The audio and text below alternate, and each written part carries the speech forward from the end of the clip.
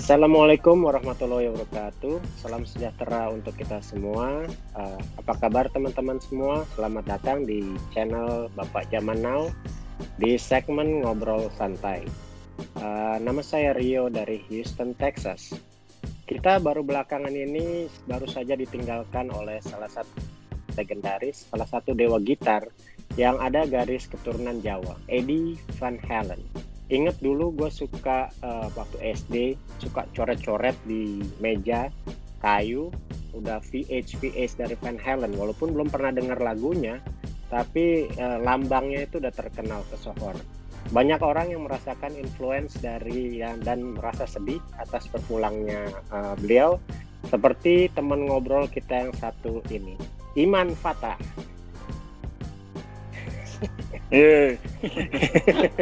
Apa kabar, Man?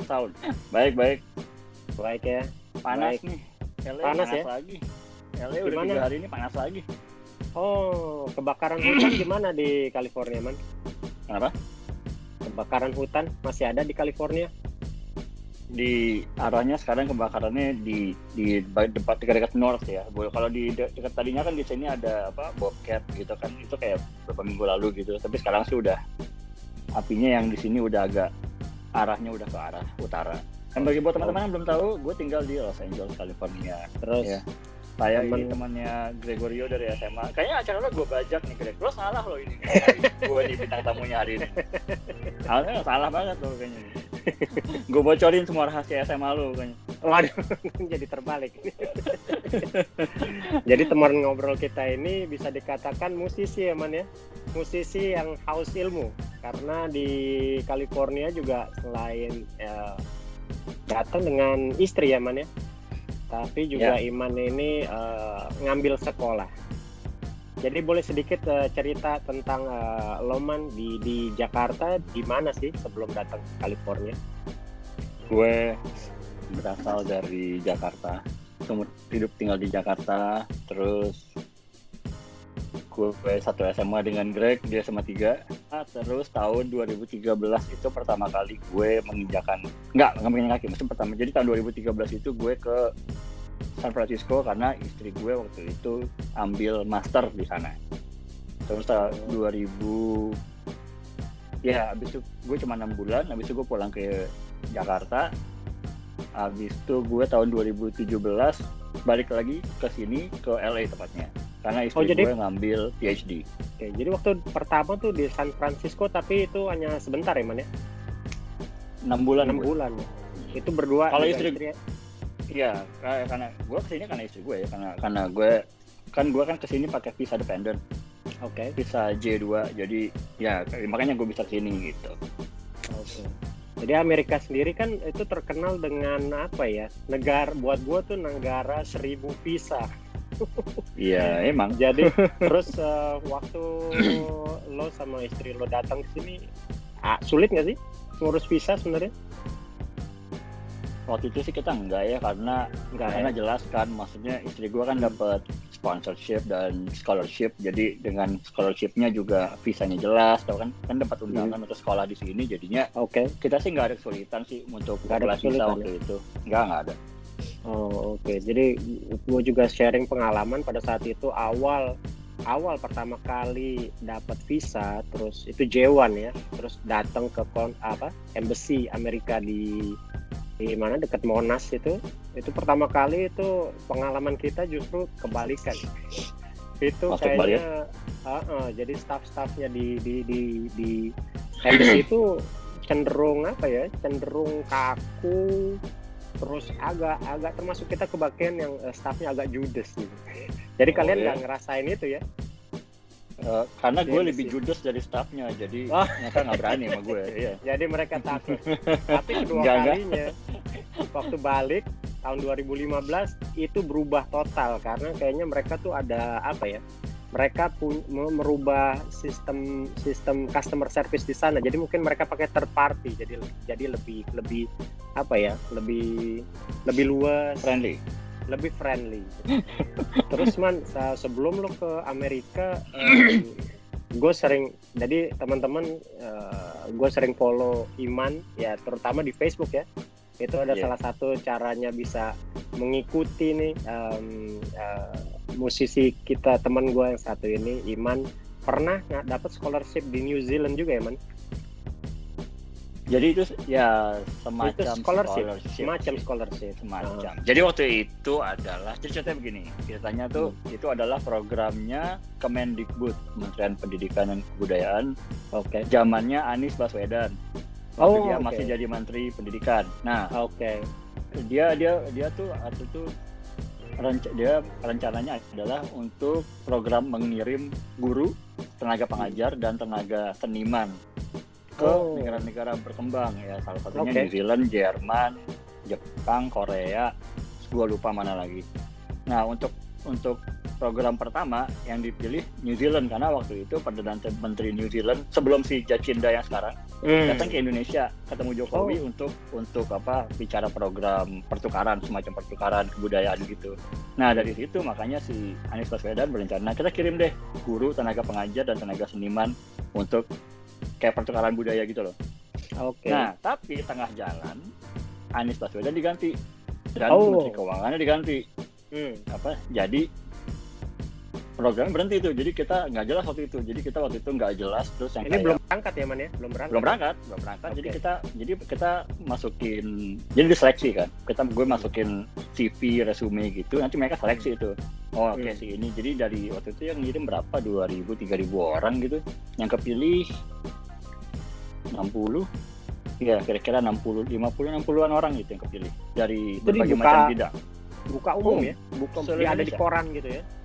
Iya, gue lihat tuh dari Kompas. Oke. Jadi diseleksi, gue ternyata kepilih, dan kita semua yang kepilih itu sampai hari H sebelum keberangkatan tuh nggak ada kabar gitu. Jadi kita kayak, ini kemana nih, ke pemerintah apa segala macam, nggak jelas gini kabarnya. Sedangkan kita waktu itu udah tanda tangan kontrak dan di atas materai supaya yang kita tuh pokoknya nggak boleh bikin kegiatan apapun dalam semasa dalam jangka waktu itu, karena kan kita mau dikirim ke New Zealand, tapi karena nggak ada kejelasan dari pemerintah, jadi kita juga nggak kemana-mana. Akhirnya kita nulis surat terbuka di situ, kita masukin ke Kompas, dan akhirnya kebaca Jokowi. Akhirnya habis kebaca Jokowi, akhirnya mereka ngundang kita gitu ke kantor Dikbud waktu itu. Terus kita ngobrol audiensi gini-gini, akhirnya jadilah programnya diberangkatin gitu. Jadi kalau menurut kita mengasumsikan bahwa program itu sempat bermasalah waktu itu karena penggagasnya diganti, waktu itu Anies Baswedan gitu. Tapi akhirnya diberangkatin juga. Jadi itu programnya Kemendikbud kerjasama sama Auckland University of Technology di Auckland. Nah, berapa lama teman di sana? 3 minggu. Sebulan kurang deh kira-kira. Ya, sebulan kurang. Ya. Jadi kita di host sama dia, seolah-olah di host gitu loh, bahwa oleh si AUT, Auckland University of Technology. Kita di Auckland lama berapa hari, abis itu nggak sampai sebulan, 3 minggu. Udah gitu kita nanti kita kebanyakan waktunya di Auckland karena kegiatannya di situ. Gitu. Tapi kita juga jalan ke Wellington, terus kita ke Hobbiton, ya jalan-jalan gitu deh. Ya udah, apa yang lo dapat dari pengalaman di sana, Man? Wah, banyak banget ya. Yang gue dapat tuh sebetulnya New Zealand itu kan negara kecil banget ya. Cuma penduduknya ke satu negara itu cuma kayak 1/4 Jakarta gitu. 5 juta kurang gitu kan, hampir 5 juta. Dan jadi dengan penduduk sesedikit itu mereka membutuhkan banyak sekali membutuhkan banyak sekali talenta baru lah ya, orang-orang yang bisa berkontribusi di masyarakat yang bagus-bagus gitu. Makanya mereka juga butuh masukan dari orang-orang yang budayanya beda sama mereka gitu. Nah, salah satunya karena Indonesia kan dekat kan sama New Zealand. Betul. Jadi mereka baru memulai hubungan ke negara-negara Asia Tenggara lain gitu loh. Salah satunya Indonesia karena paling dekat. Dan yang gue lihat sih karena mereka negara kecil dan mereka tuh berhasil banget membuat peraturan-peraturan yang masuk akal, yang common sense, dan itu berhasil gitu loh. Hukumnya berhasil ditegakkan gitu loh. Bahwa negaranya ya bersih, terus ya teratur gitu-gitulah. Jauh daripada California. Jauh. Gitu. Jadi emang kalau makanya dari awal udah dibilang bahwa Iman ini musisi yang haus ilmu dan juga nggak pelit ilmu. Nah, pernah lihat juga di Facebook Iman nih masuk ke dalam pedalaman di Kalimantan, Iman. Apa benar, Man? Kayaknya dulu Ya, sempat jadi ya. Itu kenapa? jadi Apa ada kaitannya dengan itu atau lain lagi sebenarnya? ada. Jadi ketika waktu yang tadi gue cerita, kembali sedikit ke cerita gue yang pertama tentang New Zealand yang gagal itu. Habis itu, jadi ketika itu proyek yang bermasalah, gue sebetulnya sempat ketemu sama Dirjen Kebudayaan, Hilmar Farid. Oke. Jadi pas programnya bermasalah, Hilmar Farid ini masuk gitu loh. Dan dia nggak tahu apa-apa, ternyata ada program New Zealand yang kacau gitu. Nah, pas di tengah kacau itu gue ketemu dia. Dia. Terus gue bilang, ini ada program gini. Oh ya gitu ya. Jadi nanti saya cek deh sama orang-orang Dikbud gitu. Nah dia baru diangkat tuh. Nah, tapi dia juga cerita sama gue, dibilang, iya jadi kalau saya punya ide program seperti ini, tapi kita mengirimkan seniman yang terpilih, yang kita seleksi senimannya untuk dikirim ke daerah perbatasan di Indonesia. Oke. Nah, itu dia ngasih itu namanya, akhirnya dia ketika pegiat itu program kebudayaan namanya ini ya, pegiat budaya yang ke New Zealand waktu itu. Pegiat budaya itu ketika itu akhirnya dia memutuskan untuk yang pegiat budaya jalan, tapi abis pegiat budaya ini ada program lain namanya seniman mengajar. Jadi akhirnya bareng tuh. Jadi ketika yang si New Zealand selesai, yang ini jalan gitu loh. Sama prosesnya sama, diseleksi juga. Nanti seniman yang terpilih akan dikirim ke daerah perbatasan di Indonesia, daerah terluar, kan mereka bilangnya kan daerah 3T. Apa itu? Terluar, tertinggal, dan satu lagi gue lupa. Jadi memang tertinggal ya? Emang tertinggal tuh ya pada saat lo sana. Ya, bisa diperdebatkan sih kata-kata tertinggal itu. Cuma maksudnya secara infrastruktur tertinggal.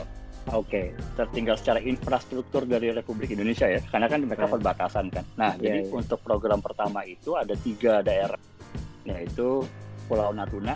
Ya, dia tuh berbatasan langsung sama Laut Cina Selatan yang diklaim Cina. Cina yang lagi konflik tuh sekarang. Indonesia, Malaysia, Vietnam, Thailand semua konflik kan, karena Cina kan mengklaim daerah itu tuh. Nah, termasuk Indonesia. Nah, jadi seniman dari beberapa yang itu, yang program ini dikirim ke pulau itu satu, terus satu lagi ke Belu. Belu tuh di Nusa Tenggara Timur, perbatasan langsung sama Timur. Itu langsung perbatasannya. Sama satu lagi ke Kalimantan Barat, ke Kapuas Hulu, Kabupaten Kapuas Hulu. Itu gue yang berangkat ke sana. Jadi setiap itu untuk program pertama waktu itu. Habis itu mereka ada lagi 7 kota gitu. Tapi 7 kota bukan perbatasan.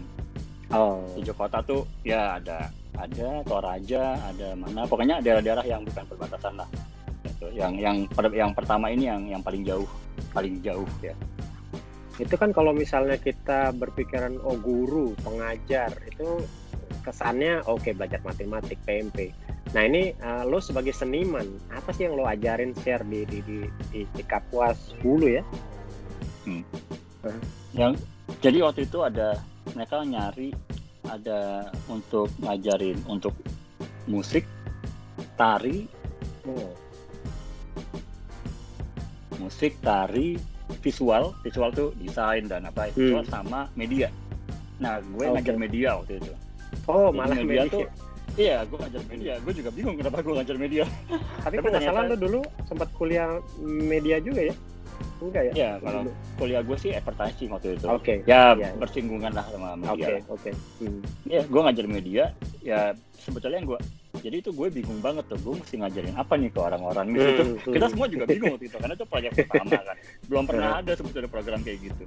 Keren ya? Akhirnya kayak setelah di Jakarta kita ada kayak semacam orientasi gitu, kita kasih lihat bahwa kita presentasi, kita mau ngajarin ini metodenya begini. Sampai sana berubah semua udah. Nggak ada yang kepakai. Akhirnya kita ngikut aja sampai sana gimana gini. Akhirnya gue ketika di sana gue memutuskan setelah melihat 2-3 kali pertemuan, gue ngeliat kayaknya gue harus ngajarin dasar-dasar fotografi. Karena dasar fotografi kan, karena setelah gue kayak pertemuan pertama, kedua tuh kayak ngobrol gitu, gue pengen tahu sih mereka dapat apa gitu. Ternyata mereka suka nonton sinetron, mereka suka nonton film gitu. Karena kebetulan murid-murid gue waktu itu anak-anak SMP kebanyakan. Jadi mereka tertarik dengan sinetron, film gitu-gitu. Jadi ya udah akhirnya gue dapat ya udah gue aja basic fotografi aja. Fotografi basic itu kan kayak fotografi yang lo nggak perlu punya kamera, tapi lo tahu bahwa untuk ambil foto yang baik itu ya lo mesti lihat cahaya begini, angle begini. Ya gue ngajarin. Kalau bisa pakai tangan gitu ya. Pakai HP sih akhirnya. Oh, pakai. Dan karena kan itu tempat bener-bener perbatasan yang ininya jauh ya dari infrastruktur ya. Jadi yang punya HP juga nggak banyak. Betul. Nah, berapa lama tuh waktu itu, Man? Nah, kalau itu yang gue hampir sebulan waktu itu. Hampir sebulan ya? Ya. Jadi pada saat lo selesai semua,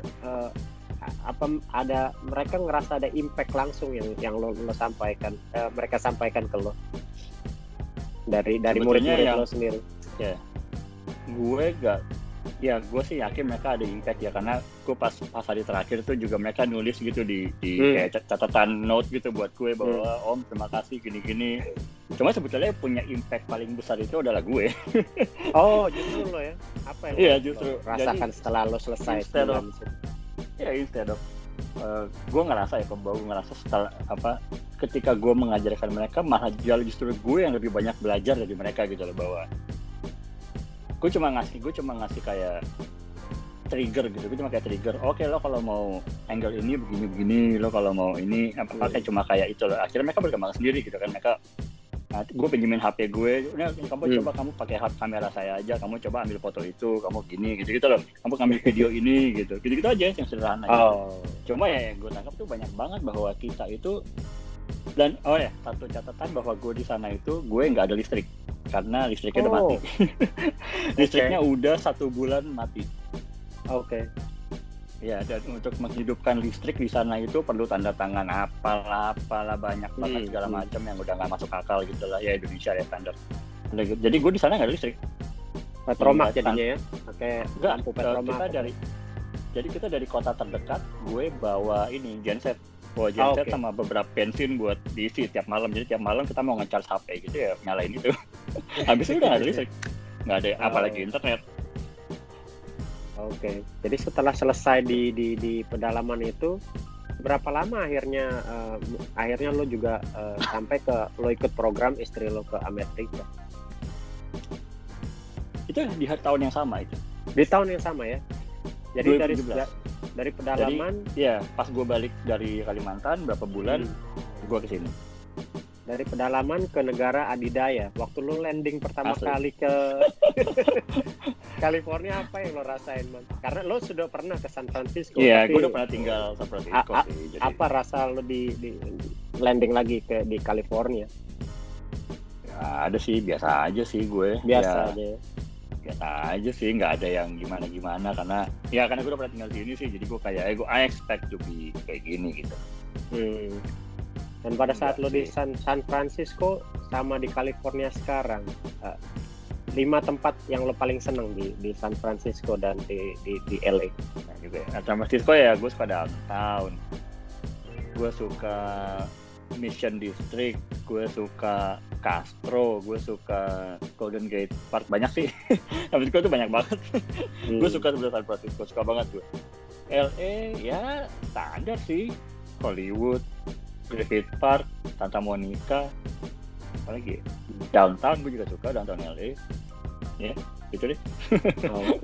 LA tuh buat gue tuh kayak Jakarta sebetulnya. Oh iya. Kota itu besar banget dan spread out banget kan. Lu mau kemana-mana jauh gitu. Mana-mana tuh. Dan LA tuh adalah kota yang semua orang tuh akan ngelihat LA sebagai wah ini Hollywood nih. Yeah, Hollywood tuh overshadowing everything. Padahal di bawah Hollywood tuh banyak banget kehidupan yang ini keren banget ya. Ini ternyata banyak kehidupan struggle orang yang gue lihat karena mungkin karena gue tinggal di Koreatown kali. Oke. Makanannya enak-enak katanya tuh ya. Oh, enak banget. The best lah. Makanya kita pindah-pindah dari sini. Iya, jadi gue ngelihat banyak banget struggle orang yang nggak kelihatan gitu loh. Yang kalau gue lihat LA, kalau gue nggak tinggal sini, gue ngeliat LA tuh ya dari kacamata Hollywood lah ya. Ya gitu. Ternyata pas gue di sini, enggak, ternyata banyak underground musik yang wah ini keren banget nih. Cuma nggak ke detect sama orang-orang di luar sini karena Hollywood is overshadowing everything gitu kan. Pas gue sampai sini gue baru ngeliat aja yang hal-hal yang wah ternyata di luar banyak mainstream. perjuangan. Nah iya gitu, jadi menarik sih. Iya. Terus waktu lo sama apa namanya istrinya Iman namanya Tera ya Man ya? Ya. Jadi waktu Tera sama lo jelas Tera berangkat karena memang ada beasiswa. Tapi lo juga ada sesuatu yang lo lakukan di Indonesia. Waktu kalian ngerasa oke deh, kayaknya berangkat aja ke LA nih dalam jangka waktu yang agak lumayan lama. Itu lo decide-nya just go or ada pertama ada debating juga untuk berangkat untuk dari sisi lo sendiri. Ya pasti ada ya, pasti semua pasti ada ya, ada keputusannya. Sebenarnya kan keputusan berat sih, tapi kan karena istri gue itu kan di Indonesia ngajar dia dosen, dia ngajar di Universitas Indonesia. Nah untuk supaya karirnya di kampusnya itu baik gitu ya, dia harus ngambil PhD, dia harus punya gelar PhD gitu. Oke. Jadi itulah alasan dia untuk ngambil kuliah lagi, dan karena waktu itu S2-nya di San Francisco, jadi dia sekarang ngambilnya di California lagi, karena pertimbangannya kita waktu itu kalau master itu kan 2 tahun ya mungkin gak terlalu berat lah ya, tapi ketika PhD kan berarti kan bertahun-tahun tuh kita mesti mikirin untuk kita berdua nih, karena kan gue ikut juga dan gue harus ada sesuatu di sini gitu loh. Kalau nggak ngapain gue berangkat? Persis. Gitu.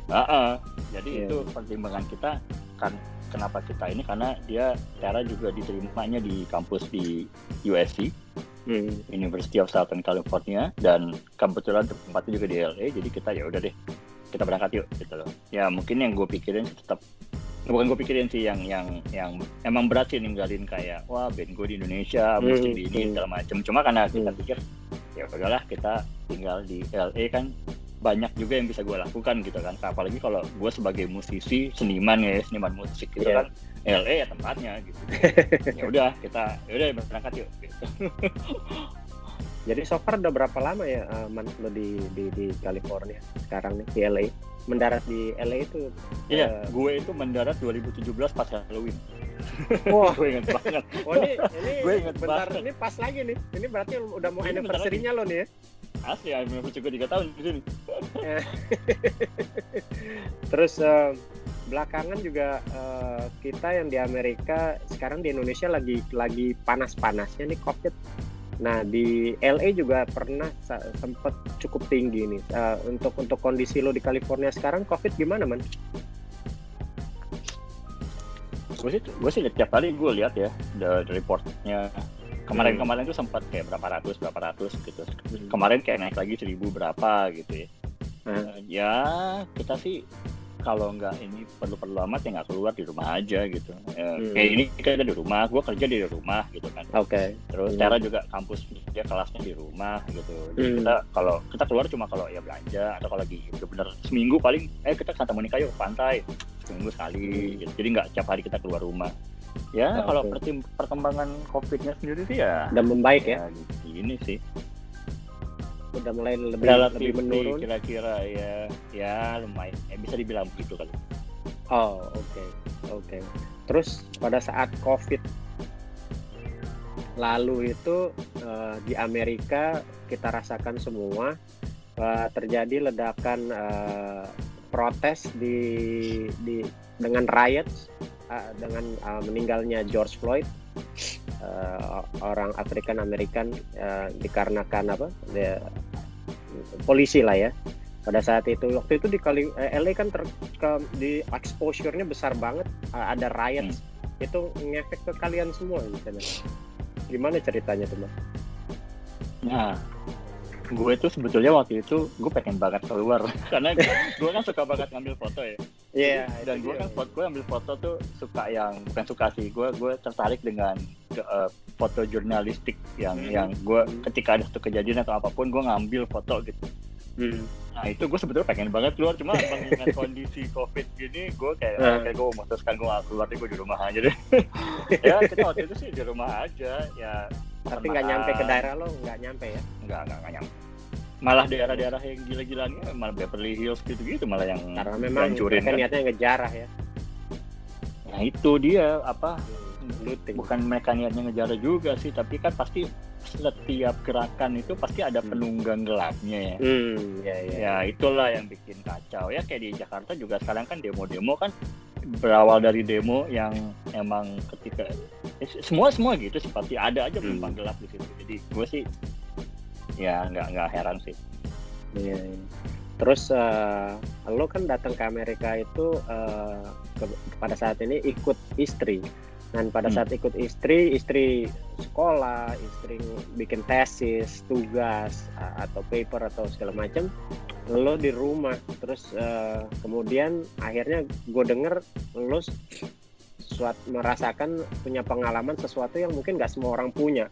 Lo sempat dan sampai sekarang pun punya pengalaman bekerja di dua tech company giant di Amerika. Itu gimana bisa punya keberuntungan kayak gitu, Bang? Ya itu I consider that as privilege.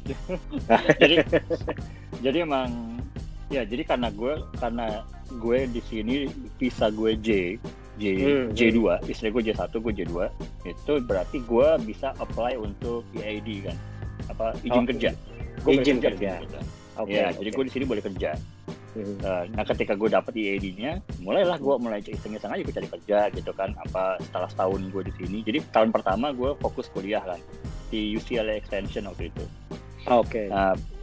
Abis itu ketika gue udah apply izin kerja tuh kayak berapa bulan baru dapet. Nah abis itu baru gue boleh berani apply kerja, iseng aja.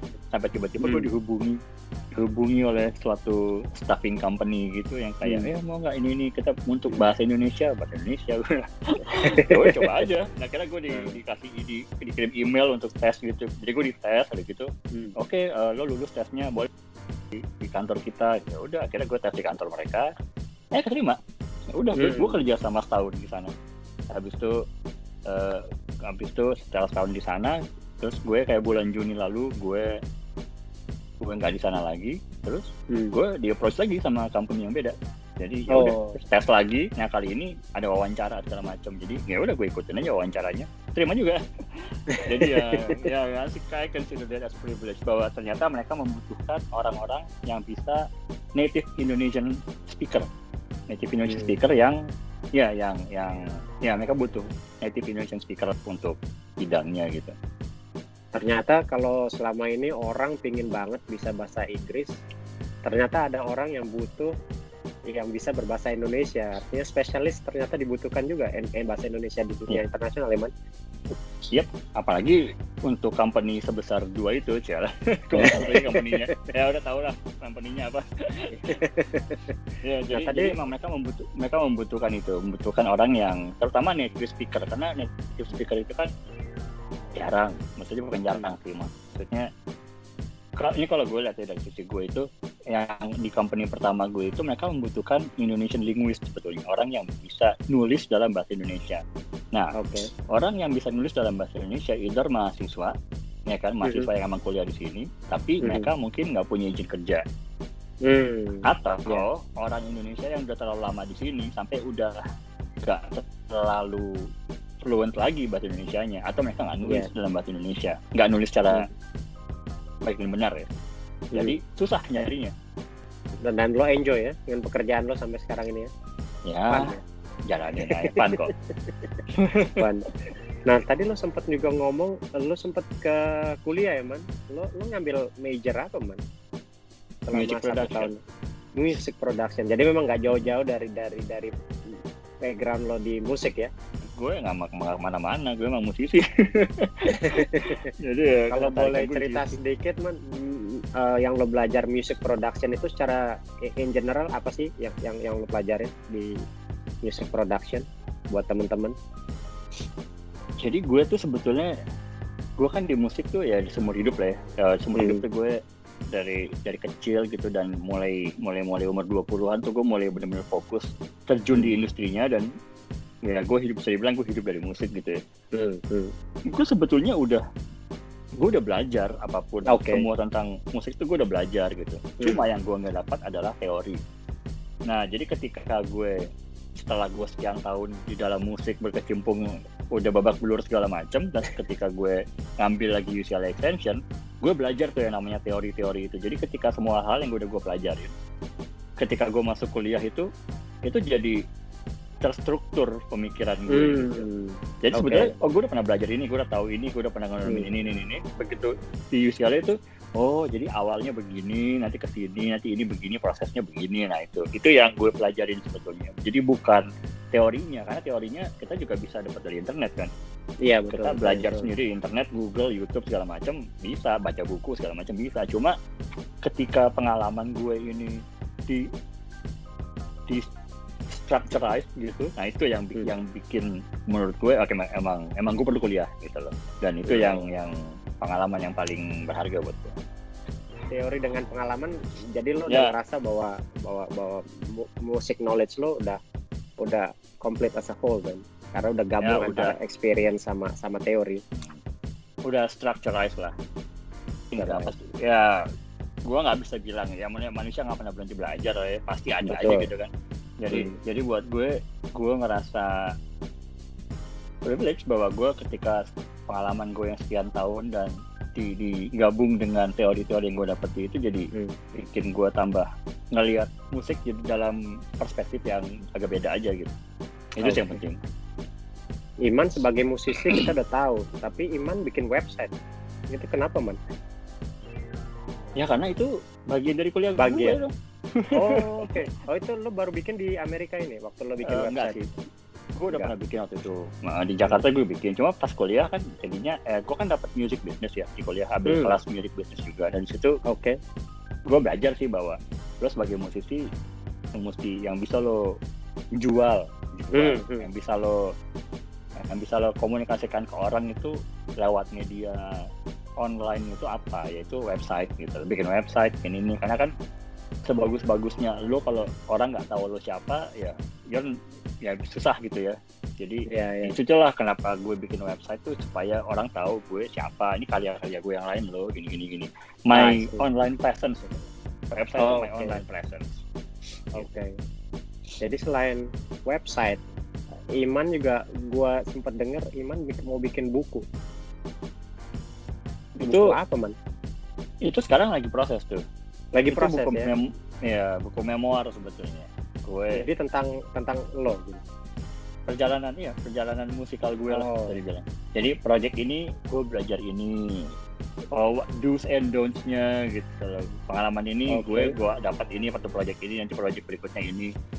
Kan di musik kan gue kan selain ngeband juga gue produce orang, terus gue pernah berkecimpung di teater musikal juga, di film juga, di sound design juga. Jadi dari hal-hal itu tuh yang gue belajar ini di proyek ini, gue belajar ini gini. Itu sih, jadi itu pas lagi gue kuliah kemarin di UCLA itu kan kuliah malam, siang gue nggak ada kerjaan ya, gue nulis gitu. Sebenarnya banyak juga ya, jadi buku aja Bang. Ya udah, akhirnya sekarang gue jadiin buku deh. Jadi proyeknya rencana kapan mulai dirilis bukunya, Man? Atau tunggu aja gitu ya? Tunggu aja kayaknya, masih editing sekarang sih. Gue kerjasama sama teman, gue kerjasama sama editor gue di Indonesia, di Jogja. Jadi dan karena bahasa Indonesia kan, jadi gue mau rilis di Indonesia karena ya gue pengen karena gue pengen sebetulnya orang yang baca itu bukan musisi yang baca bisa dapat sesuatu gitu. Ya itu pengalaman gue itu. Jadi gue pengen buku ini seumum mungkin gitu loh. Bahwa pengalaman gue ini, siapa tahu pengalaman gue ini berguna buat orang-orang yang baca gitu lah.